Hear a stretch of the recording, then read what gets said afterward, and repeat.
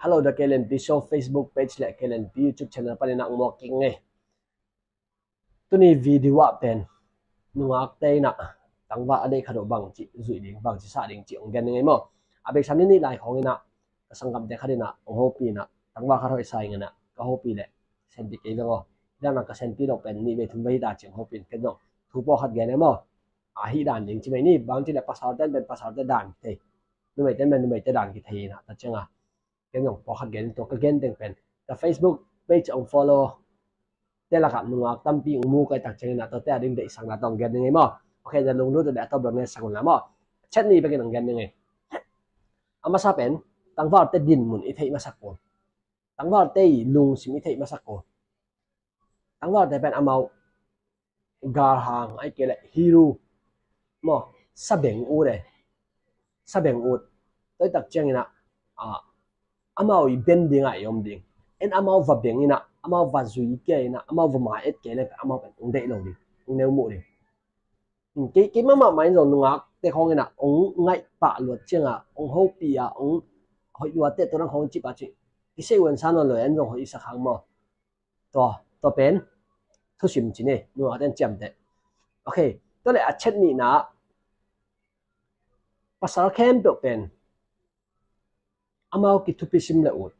amau ki respect le ut ai tak chianga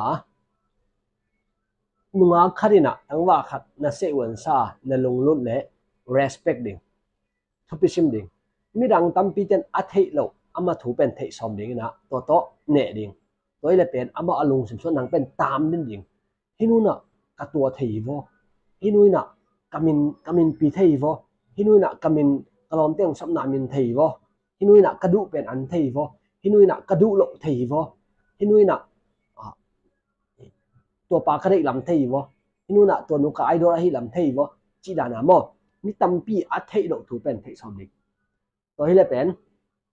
ตั้งว่าเป็นลงสิบสองตัวนุ่งเป็นอมดิตัวจังอ่ะตั้งว่าคัดเป็นนุ่งคัดเด่นทุกปีสิบเห็นละไอ้แค่เล่นุ่มไม่รวมกี่ไงเตี้ยดิ้งไงส่งโมนุ่มไม่เต้นอ่ะตั้งว่าแต่เป็นทุกปีสิบเลยเป็นตัว relationship เป็นตั้งว่า healthy จีดำโมตัวที่น่ะตัวนี้ทุนนี้ไปขี้อ่ะอามาซาเป็น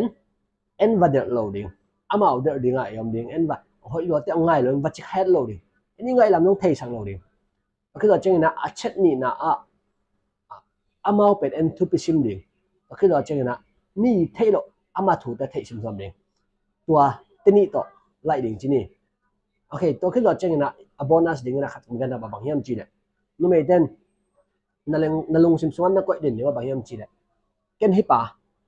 หอยซาง่ายไอ้ห่างน่ะเกี่ยกิสอามาโลวะเกี่ยนุ่งตะเทจิบันน้ำไม่ใช่ดอกกว่ายี่แกดิมออามาโลวะเกี่ยหล่อจริงเทอามาโลวะเกี่ยกระตุกหน้าตุงโดจินั่นลงชิมชอบกว่ายี่แหละจนตัวนี้เป็นน้ำมันนุองตำสักเดียวมอน่ะภาษาคดีหน่วยอะภาษาคดีคุจามหน้าหน่วยอะโนเป็นกินเนียมเคียดนั่งจิบางนั่งอุดบางนั่งน้องมาใกล้ดันจิดำน้าอมมุเลยแต่เป็นน้ำมันอุเกียมตัวนั้นภาษาได้เป็นอัตมจนเดียวจีนน่ะกิ้งเอกสักนู่นไม่แต่จีนไม่นึกว่าภาษาอัตมจนตัวนั้นเดียวแต่ตักเจงนะภาษาเตเด็กหนุ่มอักเตนะฮิเล่เดน่าก็เกินด่า mindset อันนี้เตนั่งเล่าอินเกี่ยหล่อจริงที่หิงนั่งเล่าอินเกี่ยกระตุ้นหน้าตุงเจ้าหิงนั่งองค์ที่สำเก่งไอ้ห่างน่ะหอยองค์ใส่ไอ้ห่างน่ะหอยองค์ง่ายจีลงชิมไหนดิมั้งน่ะตัวนี้วิดีโอตรงตอนนั้นนะนุ่มอักเตนะนั่นเด็กต่างว่าแต่ต่ออาเซนพิเทดิกนะองค์ละอย่างเงี้ยกับวิดีโอกี่ก็คิดแบบนี้ว่าตรงนั้นเลย